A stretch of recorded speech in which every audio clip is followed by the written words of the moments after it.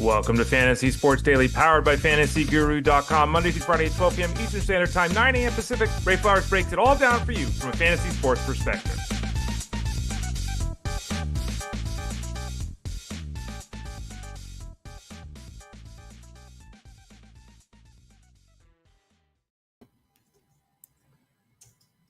Good morning, everyone. Ray Flowers, FantasyGuru.com. Welcome to Fantasy Sports Daily, as you just heard, powered by FG.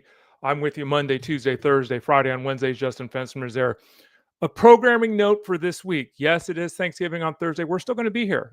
Tyler Bigger is going to join us a little bit earlier. Normally on Thursdays, he joins us at a 12:30 Eastern Standard Time. He's going to join us at 12:15 Eastern Standard Time. I don't know how many of you are going to be here.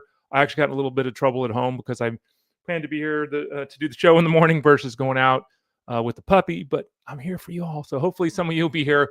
We'll obviously have the games going on in the background as things get going on Thursday.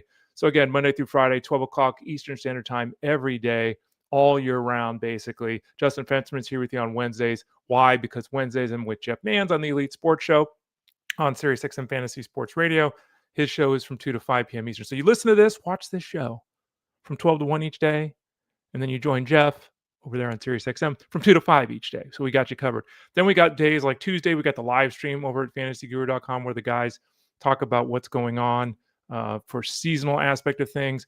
You've got the Mind of Marsaul podcast from Armando Marsaul. You got Jeff Mann's podcast, One Man's Opinion. You can find all this, by the way, by going to FG, clicking that Elite Plus tab at the top of the page. We've also got the live stream on Friday for DFS, the live stream on Sunday for DFS. There's a lot of live streams, right? So we got you covered over at fantasyguru.com. And remember, there's still time. I haven't heard it's canceled yet. So let's say it's still active. And that would be the all-in NFL package right now, which actually we give you fantasy college football for free.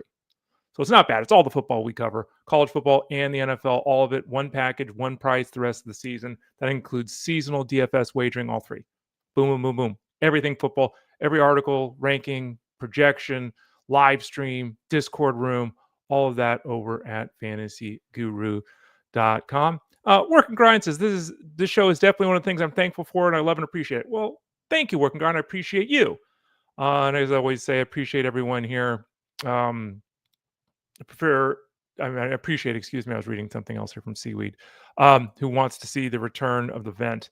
We'll see. The vent I think we fixed the vent problem. It's so sad too because I decorated the vent. Maybe I'll show the vent one of these days just for good measure if it doesn't pop up because did decorate a little bit. But yeah, I appreciate Work and Grind, Seaweed, Etherman, Mike, Angela, all of you all the time for all the good positivity you bring to this show. It's always welcome. Anyway, top right corner, click that subscribe tab, get signed up, send an email, support at fantasyguru.com. You got any questions? Support at fantasyguru.com. Get signed up. All the football coverage, seasonal, DFS wagering, NFL and college, all of it one price the rest of the way.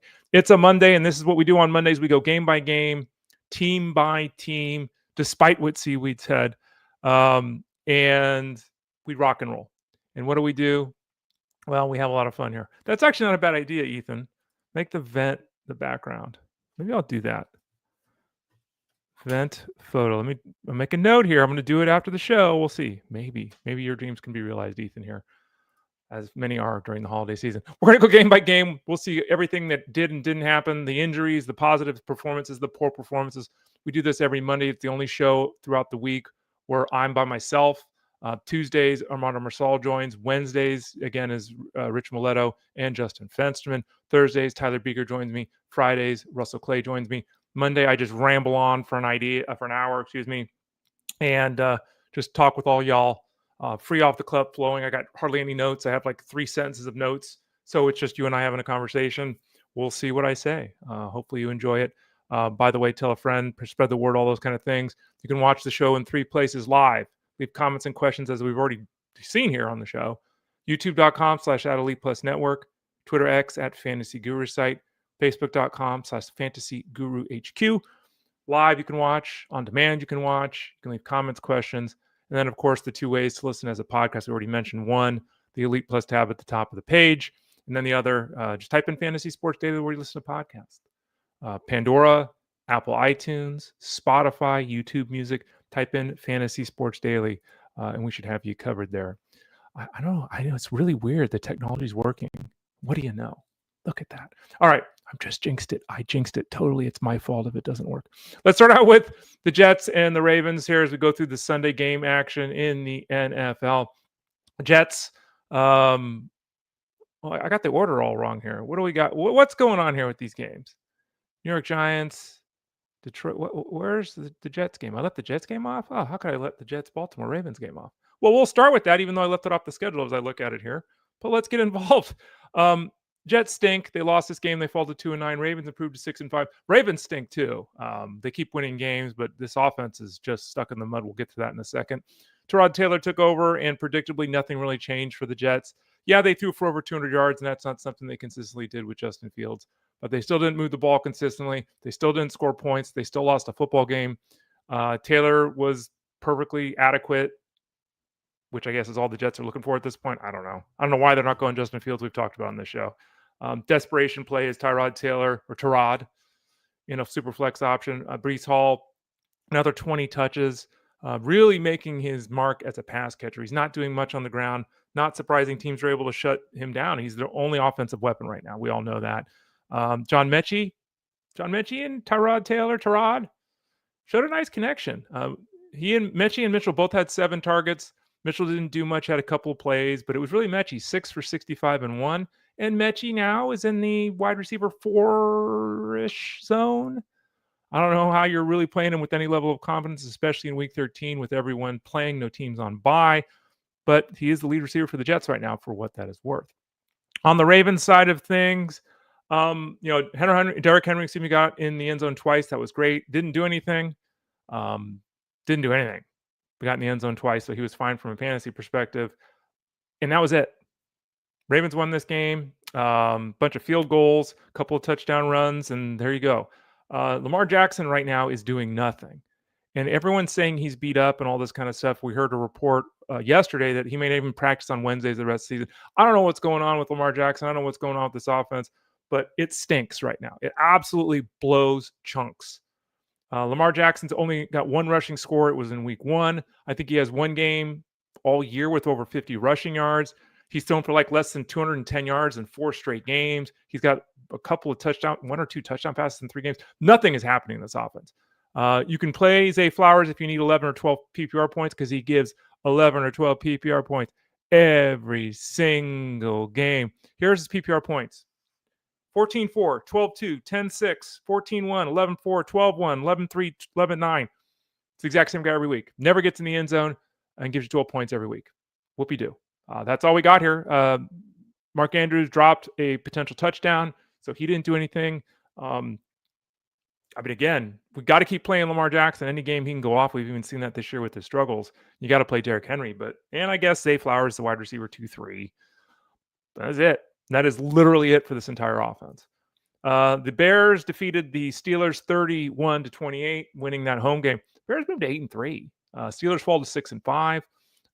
Aaron Rodgers was an asshat before the game, flipping people off. Didn't play because of his left wrist injury. Mason Rudolph went for 171, 1-1. He didn't do anything.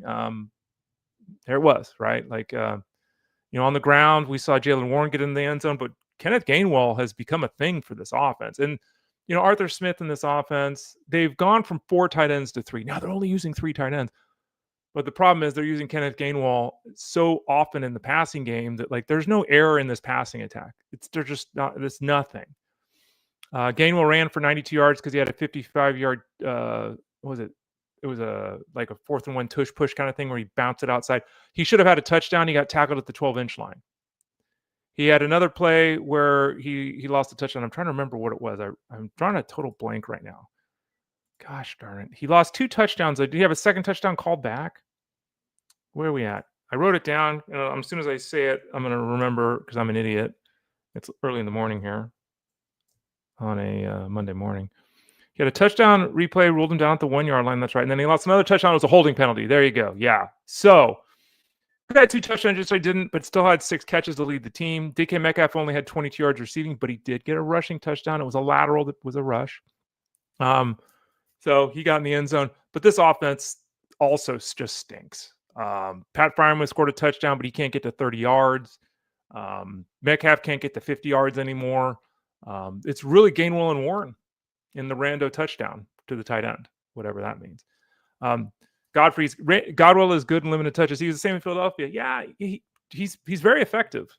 He's a very effective football player. He's not built to be handling 15 carries a week, and they've got Jaylen Warren to do that. But Gainwell is, he pops. He does pop. But again, 10 for 92 and 6 catches for 30 yards, 16 touches. He's over 100 scrimmage yards yet again. He's part of this offense now in a significant way. Mike G says, I traded for Lamar last week and kept Brissett on my bench in a 14-team league. Should I continue this or put Brissett in until Lamar shows signs of life? 100 million, trillion, zillion, billion %. I just made up a word. You got to play Lamar Jackson. You just got to. It's just, number one, it's the way fantasy value is recorded. Just because I said he's not running for 50 yards doesn't mean he doesn't run for 85 yards the next game. And number two, he's just a more fantasy-friendly quarterback. Even we saw it yesterday. Brissett needed 49 pass attempts, and he, 317 and 1? So no, you always play Lamar Jackson. It's just the way it is. Brissett's been really good, but you always play Lamar Jackson. On the other side, the Bears, Caleb Williams had 3 touchdowns, so he had a nice fantasy game. 3 touchdown passes, 239 yards. Moore had a couple of touchdowns. One of the touchdowns that DJ Moore scored, he wasn't even covered, so that was kind of easy. Rome Odunze didn't do anything. Luther Burden played a lot of snaps, but for the 3rd consecutive game, caught exactly 3 passes. Loveland got in the end zone. Loveland's been consistent enough that you can look at him as a potential tight end 1 the rest of the way. But the real storyline here is obviously the backfield situation and what's going on. I already saw someone complaining about DeAndre Swift. Let's be clear about this. DeAndre Swift has a touchdown or has run for 80 yards in 6 of 7 games. DeAndre Swift, I checked this morning, is running back 17 this season. I think his ADP was like 21 or something like that. So wherever you drafted Pepperwood, he's been no worse than the ADP. And again, he's been relatively consistent. 80 rushing yards or a touchdown in 6 of 7 games. What happened yesterday? Well, Kamanungai scored for the 3rd consecutive week. And this is troubling because he's getting a lot of work at the goal line. At the same time, that is the 3rd week in a row with a touchdown and under 50 rushing yards. It's not like they're giving him Manungai a tremendous amount of work. What happened with Swift? He was technically given a fumble yesterday. He ran into the line of scrimmage. There were 437 people piling on top of him. It sure looked like his momentum was stopped. They're driving, doing this stupid thing where they're pushing everyone. And just before he hits the ground, apparently the ball squeaks out and he gets a fumble. Play should have been blown dead because there was no forward progress going on, number one. Number two, when there's 412 guys and you run a guy right up, sometimes you fumble. It's not, not the end of the world. He wasn't running out in the field with the ball all out wide like he was O.J. Simpson or something like that. It just happened. But after playing 65% of the snaps before the fumble, he fell to 35% of the snaps after the fumble. So he and Manungai basically completely flip-flopped their roles. My assumption is that this is a one-week thing. I think they'll look at the film. I think they'll understand that. I think they'll realize, which everyone should anyway, the coaching staff's not stupid. They're 8-3. That Swift is a more dynamic runner and all that kind of stuff. So I don't anticipate Manungai being the lead back with Swift, the support back moving forward. We'll have to see what happens here. But that was a very weird scenario. Bears won the game, but a very weird scenario with the folks in the backfield. The Patriots defeated the Bengals 26-20. It wasn't easy. Bengals defense is not good, but the Patriots had a lot more trouble with them than everyone kind of expected. They still won the game, as I noted here, but don't forget that this was a tight game. It's a tight game. Drake May went for 294, 1-1. He was fine, didn't do anything great. Travion Henderson, good news, had 20-plus touches. Bad news, one of 3 running backs to get goal line snaps. Yeah. So Terrell Jennings had 1 carry all game, but he had a couple of snaps at the goal line. Ramondre Stevenson had 6 carries for 5 yards, but he had multiple carries at the goal line. Travion Henderson didn't get in the end zone. Can't turn a blind eye at 20 touches. That's all that really matters at the end of the day for Henderson. So this is very good news. But the fact that Stevenson was back, didn't see the field a ton in terms of touches, but all of his touches were in the high priority zone, red zone, green zone kind of thing. A little bit concerning for Henderson moving forward. The only big-time receiver for the team was Hunter Henry, 7 for 115-1. And the bottom line is this. It's really stupid to say what I'm about to say, but you can't ignore the facts. start every tight end against the Bengals. The Bengals defense cannot stop tight ends. It's impossible. They're historically awful at stopping the tight end. Play all your tight ends against the Bengals. On the other side of things, there was a lot of rumors for the Bengals that potentially Joe Burrow could return this week. We're now hoping / hearing / thinking he returns in week 13. The team is 3-8, and they're not making the playoffs. T. Higgins got a concussion yesterday. It's a short week for the Bengals, so it seems pretty unlikely that T. Higgins is going to play this week. Clearing a concussion in 3 days, not likely to happen. So he's probably out. Jamar Chase should return from suspension. Okay. But this Bengals team is going nowhere. We'll see. Joe Flacco, 4 consecutive games with 2 touchdown passes. The last 2 games, only 2 touchdown passes.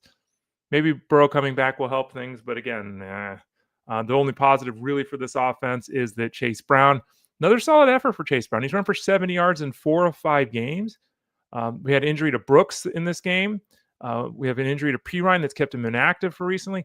Not that Brown doesn't cannibalize snaps and touches and all that kind of stuff anyway, but I mean, we're getting to the point with the Bengals where they just don't even have running backs. So Chase Brown very likely to lead the backfield in touches by a massive margin, just as he did yesterday. He had 19 touches. 21 touches, and I think Brooks had 2.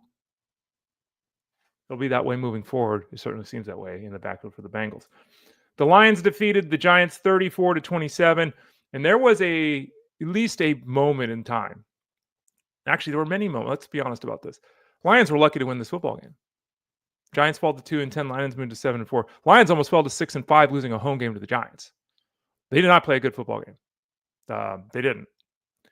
On the Giants side of things, Tyrone Tracy and Devin Singletary, 34 carries for the 2 guys. They only averaged 3.2 yards a carry, which stinks. But they were committed to the run. They had 34 carries between those 2. Winston also had 4 carries. So they actually ran the ball more than they passed it yesterday. Winston only completed half his passes. He threw for 366 yards and 2 touchdowns with a pick. Obviously, the play heard around the world is his reception, his 33-yard reception from Olszewski. That was an absolutely brutally horrible pass. Winston made a nice adjustment to the ball. He broke a tackle, kudos to Winston. But whoa. Wandale Robinson will have to see his health. He was banged up multiple times in this game. 9 for 156 and 1. Theo Johnson went for 377. Touchdowns went to Winston, as I mentioned, and Hodgins. Slayton caught a pass the first drive, and that was it. So anyway, Giants stayed in this game longer than they should have. It was actually 27-17 at the start of the fourth quarter. The Lions were down by 10 points at the start of the fourth quarter. They got lucky as hell. Is this team a real Super Bowl contender? Barely beating the Giants at home? In overtime, by the way? Obviously, the storyline for the Lions was Jahmyr Gibbs. He ran for 219 yards and 2 touchdowns. He caught 11 passes for 45 yards and another touchdown. Depending on your scoring, it was something like 54 to 59 points. It was a massive effort. I saw Russell J. Clay on Twitter, tweet out it was like one of the 10 greatest performances ever for a running back in terms of PPR points. Just a massive game. And this is the 3rd time in 5 games he's run for 135 yards and 2 touchdowns, Gibbs. He's been absolutely fantastic. Since we saw Mr. Campbell take over the play calling duties, we've seen the gap between the touch count in Montgomery and Gibbs grow substantially. The last 3 games, Gibbs has doubled the touch count of David Montgomery, who's really receded and become touchdown or bust now as Gibbs cannibalizes the offensive work. Goff went for 279 and 2. St. Brown, huge game, 149 yards and a touchdown. Jamal Williams, no catches. 0. 3 of his last 7 games, he's been under 10 yards. Jamal Williams. Jamal Williams? Why am I saying that's not right? Jamison Williams. Thank you. JMO. Jamison Williams has been under 10 receiving yards in 3 of 7 games. The other 4 games of those 7, 4 catches, 60 yards, and a touchdown. It's the nature of running fly routes. He's all over the map. All over the map. Giants should have fired whoever went for it instead of kicking the field goal near the end of the game. They fired their DC, right? They did that after the game. I don't know. They're a lost organization at this point. They're just trying to get a good draft pick. They'll obviously hope to get Jackson Dart back this week. They have a bye next week too, week 14. Keep that in mind. Ethan, not ideal for Swift, but hope it goes back to normal. That's the hope as well. We'll see if it continues to play out that way or not. Next up, Minnesota and Green Bay. And here's Angelo. I'm still laughing about J.J. McCarthy and his half a point in a PPR setup. I saw a bunch of people in the fantasy space writing about McCarthy, yesterday. And the truth of the matter is that, we can smash McCarthy fairly. We can also say, look, this is a guy who didn't play last year and he's not been out there on the football field this year. This is too often young players, especially at the quarterback position, are thrown to the wolves, in my opinion. That's how I see it. Hall of Famers, Brett Favre, Steve Young, Joe Montana, these guys didn't come in and start in week 1 of their rookie season. But that's the way the game is now. So J.J. McCarthy in 2 years, only one active, right? Hold on a second. Has played 6 games, and he's been terrible. He's only lost 1 fumble, but he's fumbled it 5 times and thrown 10 picks. So that's 11 turnovers in 6 games. Again, 5 fumbles, so theoretically it could be 15. He yesterday threw for 67 yards. He's thrown 2 interceptions in 3 consecutive games. He is flat out atrocious. Flat out atrocious. There's no sugarcoating this. He's not reading the defense. He's holding the ball too long. He's taking sacks. He's zinging passes all over the field. Is Max Brosmer actually going to start? I mean, if Carson Wentz wasn't on the IR, they'd go back to Carson Wentz. They'd have no choice. Their season is basically over. They have to win out to even make the playoffs. So 4-7 after losing 23-6.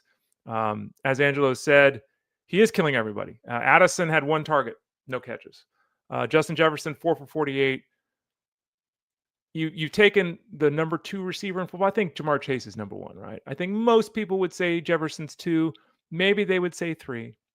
But you've taken a top 3 wide receiver in all of football, and you basically have turned him into Wan'Dale Robinson. This is without the peaks, without the upside. This offense is pathetic right now, and it all comes down to quarterback play, unfortunately. On the Packers side of things, Emmanuel Wilson stepped in and had 30-plus touches. What do you have? 30 exactly touches. Josh Jacobs gets 20 touches a week. They gave Wilson 30. They won this game 23-6. Wilson got in the end zone twice. For all of those people that handcuff Josh Jacobs, this is why you handcuff. For all of you that didn't handcuff Josh Jacobs and someone else grabbed Emmanuel Wilson, this is why you handcuff. Wilson, the star of the game offensively. Jordan Love didn't do anything through the air. Christian Watson was the only guy to catch 3 passes. He's the only guy to have 35 yards. The Packers didn't need to do anything to win the game to move to 7-3-1, so they didn't. Disappointing from a fantasy perspective. The only guy that stepped forward was Mr. Wilson. Yeah, Ethan, you're right. Don't insult Wan'Dale Robinson like that. He did go for 150 yards or whatever, while Justin Jefferson's struggling to get to 70 with J.J. McCarthy. Morning, David. Thanks for joining us as I clicked on the wrong buttons here. Let's go to the big game of the day. This is a big game of the day, right? Goes to overtime. Chiefs defeat the Colts. This is the first time this season that the Chiefs won a game that was a 1-score game. They won 11 games last year, I think it was, that were 1-score games. They were historically great in 1-score games. This year, it took to week 12 for them to win a 1-score game. They won in overtime 23-20 over the Colts. Remember, the Colts were, at the start of the fourth quarter, ahead 20-9. The Colts, this is a statement game for the Colts. They could have moved to 8, or could have moved to 9-2. Could have beat the Chiefs on their home turf in Kansas City. I don't know if that knocks the Chiefs out of the playoffs, but getting pretty close if they lose that game. And frankly, Patrick Mahomes wouldn't let them lose the game. We'll talk about that in a second. On the Colts side of things, look, it's tough to go to Kansas City. It's tough to play in that environment on the road. It's a very difficult place to play. But they didn't do anything yesterday, the Colts. They, again, were up 20-9, and that was it. They didn't do anything in the fourth quarter. They didn't do anything in overtime. Daniel Jones didn't turn the ball over. Good news. 182 yards, 2 touchdowns. They gave the ball to Jonathan Taylor a bunch of times. He didn't do anything. He had 18 touches for 64 yards. That's as bad as it gets for Jonathan Taylor. Michael Pittman scored a touchdown, but he had 27 yards. This is just a universally poor game from a fantasy perspective. Tyler Warren, 5 catches, 45 yards was fine. And Pittman was fine because he got a touchdown. But that was really it. Just a poor performance statistically as the Colts fall to 8-3. On the Chiefs side, Patrick Mahomes, 350 yards passing, no touchdowns and a pick. He ran for 30 yards. Again, he didn't do anything from a fantasy perspective, which was disappointing because, this was it, right? This was him going to go off and they're going to prove to the Colts and the NFL. Well, they improved to 6-5 because they won the game. Remember, they were down by 11 points in the fourth quarter. So kudos to Mahomes and what he did here. From a fantasy perspective, a couple of storylines. One, Rice caught 8 passes for 141 yards as they continue to force feed him the ball, and he continues to produce big numbers. 2, Kareem Hunt had 30 carries. 30 carries. Why? Jeff Manns mentioned on his TikTok video last night, I think he said something like 70-80% of all first downs in this game, they gave the ball to Kareem Hunt. Why?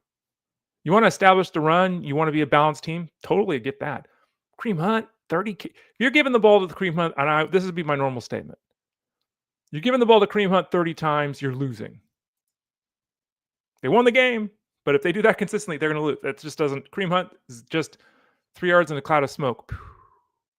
Got in the end zone. He's actually gotten in the end zone 4 consecutive games. So there is a role for him. We'll see if Isaiah Pacheco, who wasn't really supposed to be hurt with that leg injury, missing weeks and weeks and weeks. We'll see what happens when he comes back. They did sign Dameon Pierce. I don't think that amounts to much, but the Chiefs continue to add running backs. They're giving it a go, of course. But, hey, look, Kareem Hunt got in the end zone. That's what you expected. He ran for 100 yards, totally unexpected. And then finally, Travis Kelce. Travis Kelce lost a touchdown. If you didn't see it, he had a rushing touchdown. Went in the end zone, barely touched. They called it back on a face mask penalty on one of his offensive linemen. Wasn't a face mask. Grabbed the side of the helmet, did this. Was not a face mask. A bad call by the referees. Cost Kelce the touchdown. In the end, 4 catches for 43 yards. Would have looked a lot better with the 4-yard touchdown run. Next up, Seattle defeats the Titans. And this game was, 30-24. Seattle wins this football game. And it was not that close. It was 30-10 at one point. But this is another one of these games where, you let a team hang around and, the Titans scored that final touchdown with under a minute left. So really, let's call it a 30-17 game. It wasn't that close. At the end, 30-24 is a lot closer than people thought. This passing attack continues to be stupendous work from Jackson Smith and Jigba. And, it's really interesting when a team does what they're doing here. Like the Rams do it with 2 guys, Nakua and Adams. Seahawks are doing it with 1 guy. Like everyone on the opposition team knows there's 1 guy. He had 10 of 26 targets, right? He had 8 of 16 completions. He had 167 yards and 2 touchdowns. The rest of this team, I'm looking at it quickly. The rest of the team didn't even have, what did they have? 77 yards of receiving. He doubled the rest of the team in receiving yards. He had half of the receptions, and the Titans couldn't stop. Triple cover him. Like, my God. Anyway, another huge effort for JSN. He set an all-time record, I think, for receiving yards by a Seattle player. Seattle's played 11 games. He's well on his way to becoming not just a Pro Bowler, an All-Pro this year. He's been absolutely fantastic. He's the only game in town when it comes to pass catchers. On the ground, look, it is what it is with the Seattle team. They're going to do what they're going to do, and what they're going to do is talk up Kenneth Walker, go out on a Sunday and watch Kenneth Walker do great things, and then at the goal line give the ball to Zach Charbonnet. Just what they're going to do. They continue to do it, and it's uber frustrating. They talked all week about wanting to get Walker involved and all this kind of stuff. Walker actually played his highest snap percentage of the season. He took the ball 14 times and gave over 100 yards from scrimmage, and they gave the touchdown to Zach Charbonnet. Great. On the Titan side of things, really, who cares? If you play DK, I don't know why you would, but, he's doing some really nice things for the Titans. He's establishing himself as one of their future pieces here. Had a 90-yard return on a kick for a touchdown. He did score a touchdown, caught 5 balls for 44 yards and a score. He's a desperation play in an offense that really doesn't work. They're always going to be behind those, so there's always an opportunity for some passing work here. 42 passes for Ward, that's not normal for them. So DK, rosterable, sure. Startable, desperation play there. Helm is past Okonkwo. I think it's pretty fair to say it at this point. Helm had 7 targets, 6 catches, 51 yards. That's a high watermark for him this season. So Helm is not somebody we're starting at the tight end position with any level of confidence. But it does seem like he's pitched past Okonkwo. So we'll see what that means moving forward. What it also means moving forward is, again, there's just nothing here. 14 touches for Pollard. I think Spears had 7, 8. Both guys caught 4 balls for 21 yards. Bottom line is, if you're starting anyone on the Titans in any format other than GPP in the DFS world, because you're just trying to be different, you're going to lose. It's just not a place to go for fantasy. Though DK and Helm at least trending upward a little bit. The Jaguars won in overtime against the Cardinals. Jaguars moved to 7-4. Another game from Trevor Lawrence of poor ass play. He lost a fumble and had 3 interceptions. One of the turnovers resulted in a touchdown. It was a fumble. Technically, the ball got knocked out. He was trying to throw the ball before his arm would go forward. The ball got knocked out. Right to Nolan, who caught the ball, ran 7 yards into the end zone. So 4 turnovers for Lawrence. He did have 3 touchdown passes, but just another game of crap from him. We've gone over that over and over, so there's no point to belittle or continue to have that discussion. Etienne had a nice game. He had over 100 yards from scrimmage, scored a receiving touchdown. The people that believe Tootin was taking over the backfield had it smashed in their face yesterday that was incorrect. Tootin had only 7 carries for 17 yards. Had 1 target, didn't even catch it. Meanwhile, Etienne had 18 touches. Park Washington, 5 for 71 and 1. He is the lead receiver for this team right now. Brian Thomas continuing to miss games. Good news, though, Jacoby Myers got in the end zone. Jacoby Myers actually led wide receivers in snaps and routes run. So he's fully established as part of this offense now. 4 catches, 50 yards, and a touchdown. He'll probably catch 4 or 5 passes for 50 or 60 yards every week. The touchdown will be the difference between, hey, we can use him versus, hey, we're excited we're using him. Brenton Strange returned to the world of the living after missing all that time with injury, and he went right back to the top of the receiving group in terms of yardage. Caught all 5 of his targets for 93 yards. Brenton Strange is back into the conversation as at least a streaming tight end, if not somebody you can just start the rest of the way. Though remember, as I stated, Brian Thomas is still out, and when he's back, obviously he takes a chunk of those passing yards. On the Cardinals side of things, DeMarcado was out of this game with an injury. Zonovan Knight was hurt late with an injury, so we'll have to wait and see what his outlook is. Trey Benson could return this week. We'll see. We've been waiting for this seemingly forever. Potentially back this week for the Cardinals. Michael Carter dominated snaps yesterday because of everything that was going on. Didn't do anything from a fantasy perspective. Zonovan Knight didn't do anything from a fantasy perspective, but he had a rushing touchdown. We talked earlier about Brissett, who left the game, missed a couple of snaps with his left shoulder injury, I guess is officially what it is. 317 yards and a touchdown, no interceptions. Michael Wilson has gone 10 catches for 115 yards in consecutive games. Makes you wonder why Marvin Harrison was catching 3 balls for 35 yards a week. Greg Dortch has now caught 6 passes with a touchdown in consecutive games. Yeah, right. I know. And Trey McBride, and I was thinking about this. I played Trey McBride in the one and done scenario, the Jeff Mann's one and done league. I played him yesterday. Is it fair to say I'm disappointed with 9 catches for 79 yards? And I know the answer is no. Right? It's 17 PPR points. It's not. But it still feels a little disappointing, doesn't it? With Dortch and Wilson going off. Anyway. Kyler Murray's still on the sidelines good. It seems like Brissett's fine. He should be able to play the next game. As we noted, the big change there, if there is one, could potentially come in the backfield with the return of Benson. Cleveland defeated the Raiders 24-10. And let's just say this here. The Raiders are a horrible football team. They fired their offensive coordinator, Chip Kelly, after the game. They probably should have done this a month ago. The Raiders' offense is terrible. Their offense is terrible. Geno Smith is awful. Their offensive line is atrocious. They can't run the football. This is a terrible, terrible offense.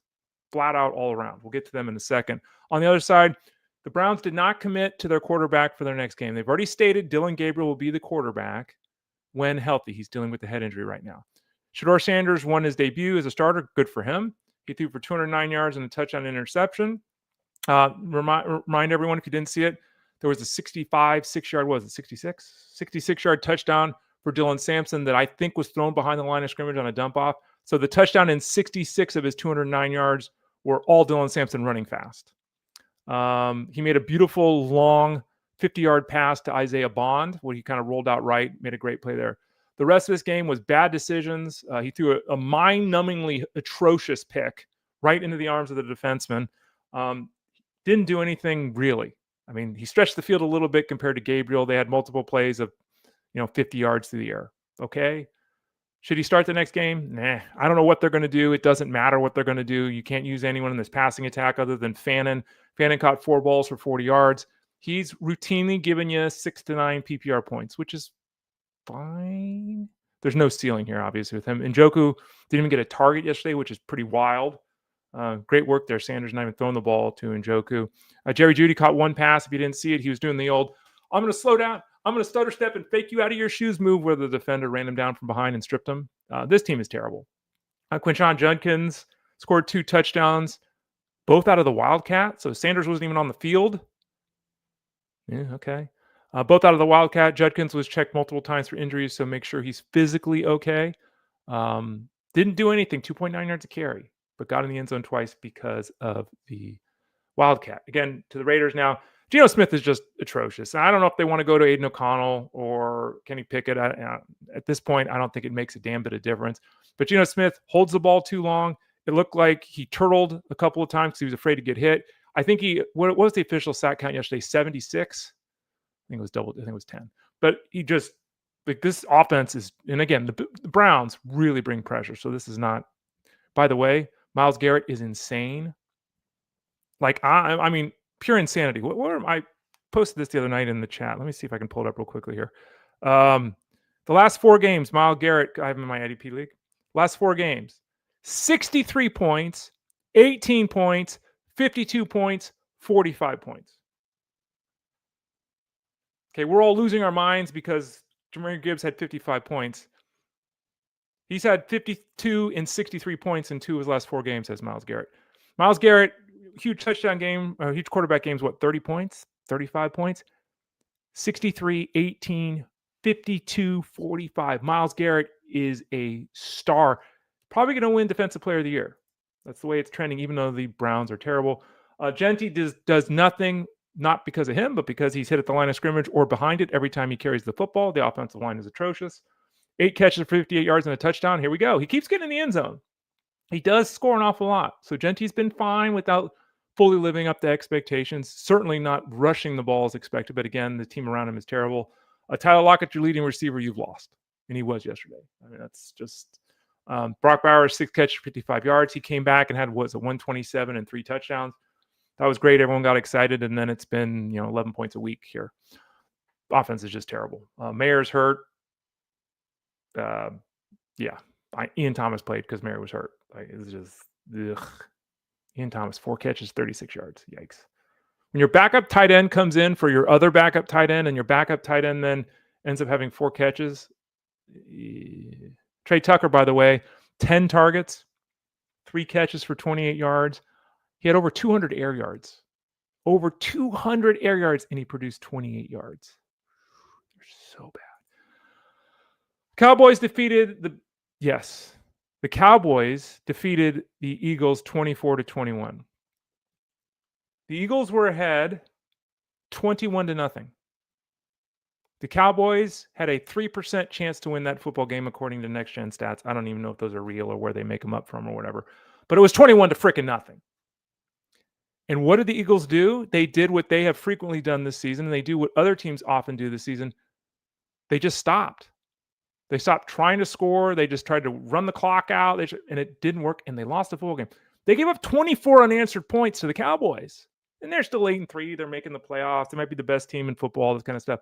But can you be considered the best team in football when you give up 24 unanswered points and lose a game where you're ahead 21-0? Legitimate. I mean, that's a legitimate, right? I mean, unbelievable. Jalen Hurts had 2 rushing touchdowns. He threw for a touchdown. Great fantasy effort. A.J. Brown, 8, 1, 10, and 1. Great fantasy effort. Devonta Smith making one of the best catches of the year. 6 catches for 89 yards. Strong fantasy effort. Saquon Barkley, 10 carries for 22 yards. Saquon Barkley, and it's, again, It's partially him. Okay. You can't say it's not. It's partially him, right? It's partially the offensive line. It's partially the offense, all these kind of things. Barkley caught 7 passes yesterday, his season best number. In fact, that's the most passes he's caught in a game with the Eagles here in his 2 years with the team. Last season, Saquon Barkley averaged 125 yards a game on the ground to lead the league. 125. This year, the number is 62. He is not even averaging half as many rushing yards as he had last season. He's gone from 5.8 yards a carry last season to 3.7 yards a carry this season. And it was highlighted yesterday by an absolutely dreadful 10 carries for 22 yards. He also has a fumble later in the game, too.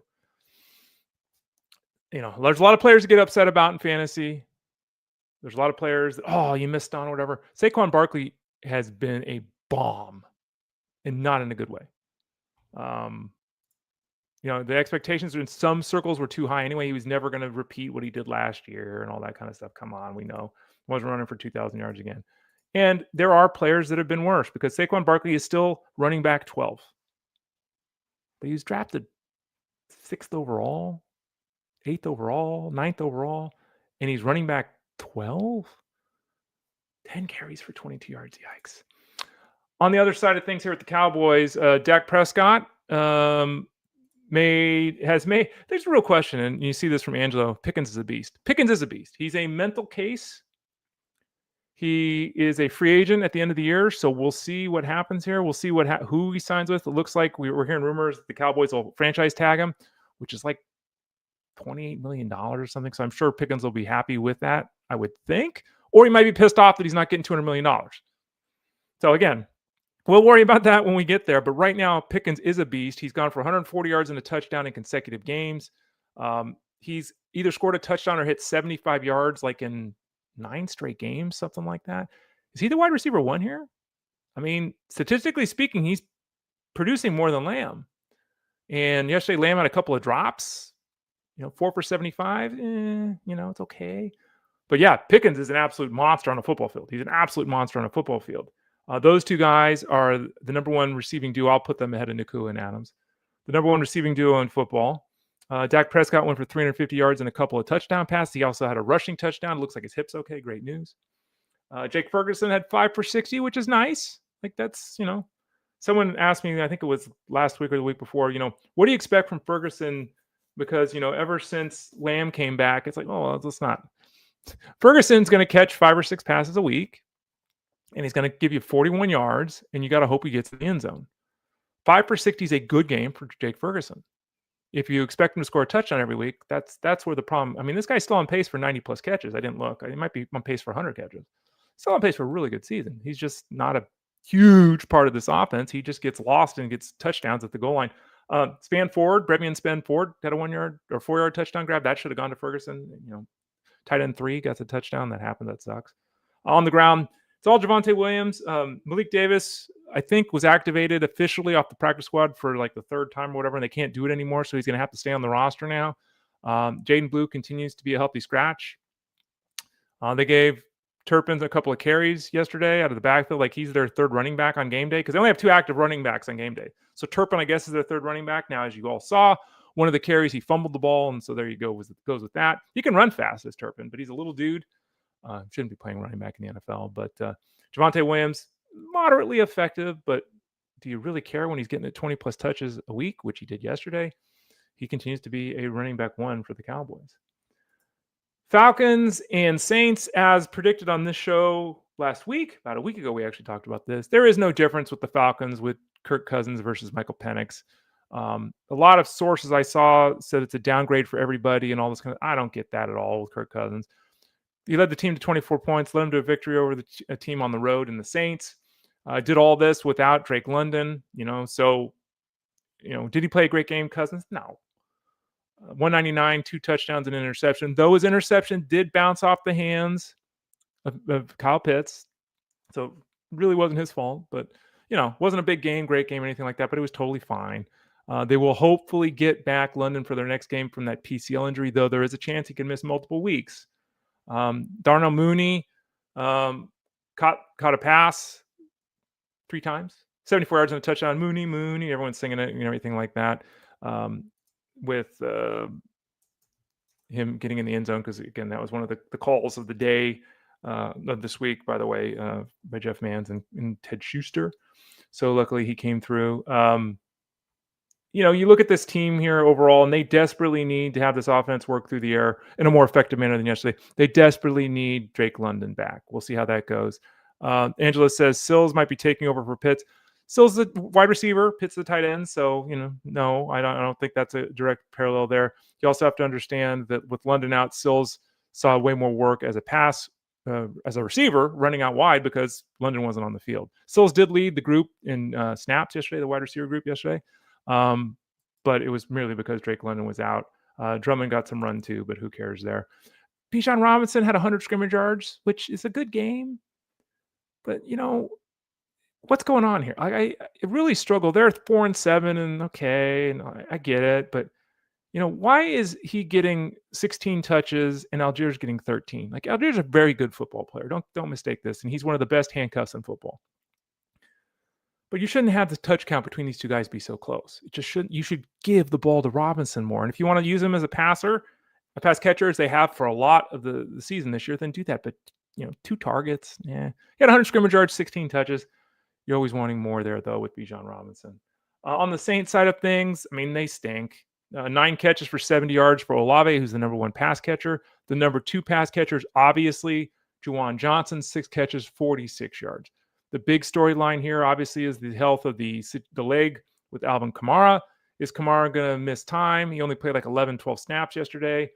Devin Neal's got a legitimate chance to not only be the lead back this week, to be the lead back this week, right? It might be he and Audric Estime. Doesn't seem likely that Alvin Kamara is going to be playing this weekend for the Saints, or this week for the Saints. So Devin Neal, flex consideration as a minimum. We'll obviously dive into the matchups and everything like that. Neal, 7 carries for 18 yards yesterday. 5 catches for 43 yards through the air.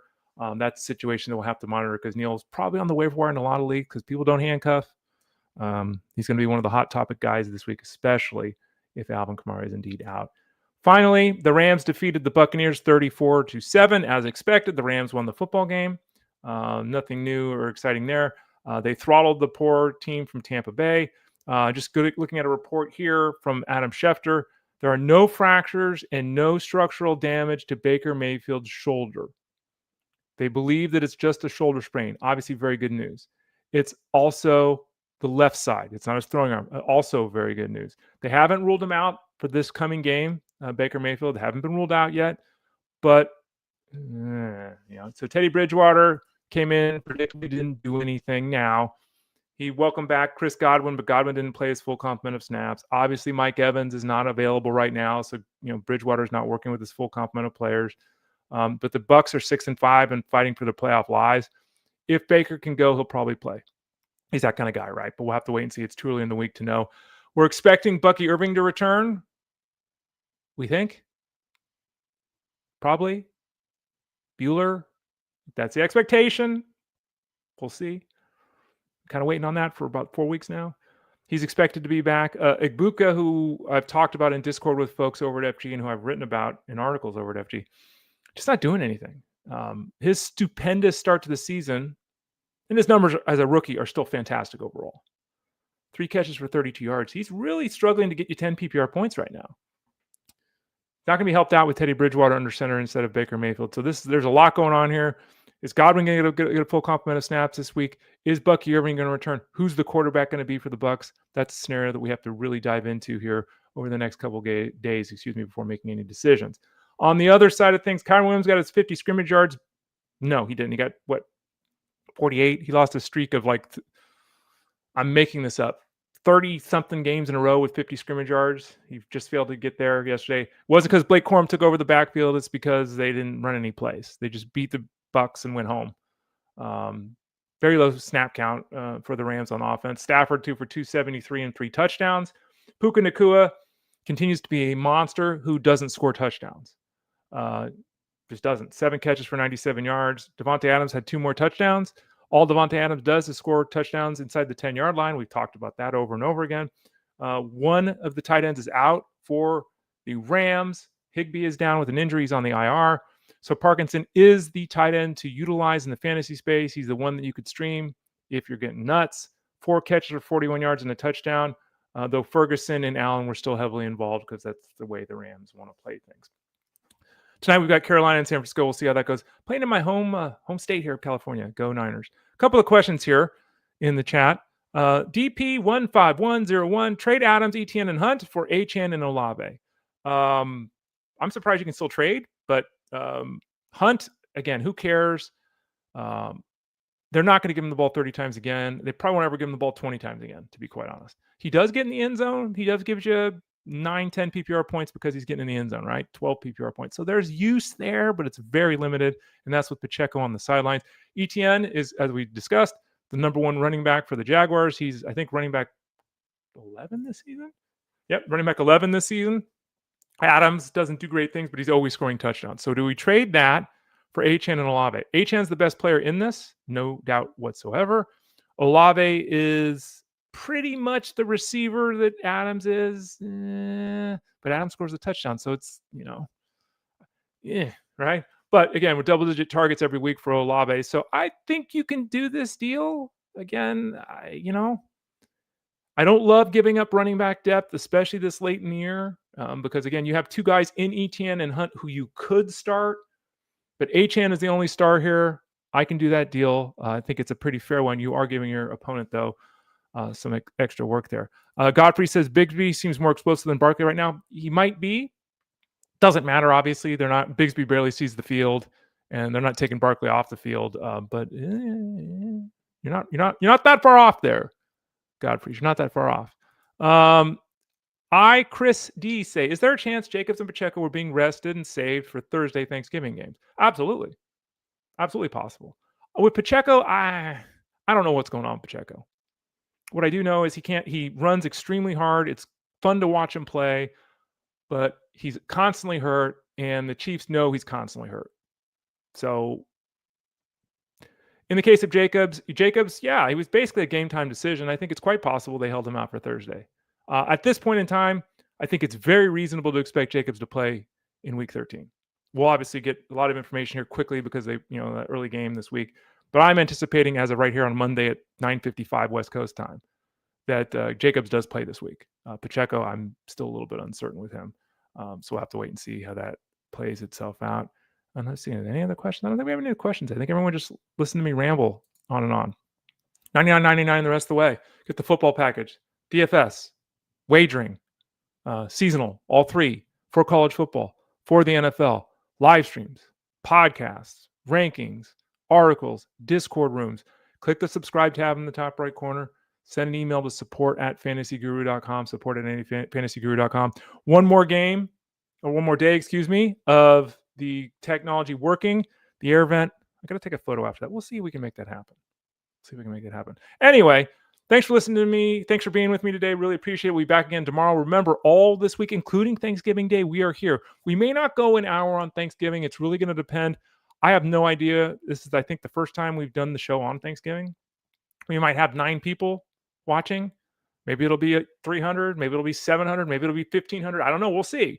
So we'll kind of gauge the show based upon what kind of viewership we get, because there will obviously be Thanksgiving. People will be traveling. People will be cooking. There will be football games on. But we'll be here all week long at 12 o'clock Eastern Standard Time. Don't forget 2 to 5 p.m. Eastern Standard Time. Jeff Mann's on Elite Sports Show on Sirius XM Fantasy Sports Radio. I'm with Jeff on Wednesdays. And I'll be over in Discord as well, helping to answer any questions you might have moving forward. So hit me up over there, and you can find me on social medias at The Ray Flowers. We'll be back again tomorrow. Armando Marsal will join us at about 12:30 Eastern Standard Time as we start to look at the waiver wire, as well as reviewing Monday Night Football between the Panthers and the Niners. I'm Ray Flowers. Thanks for listening today. Thanks for being with me today. Hopefully this is a great start to your holiday week, holiday season. Let's make it happen from us to you at fantasyguru.com. I'm Ray Flowers. This has been Fantasy Sports Daily, powered by fantasyguru.com. We'll see you on Tuesday.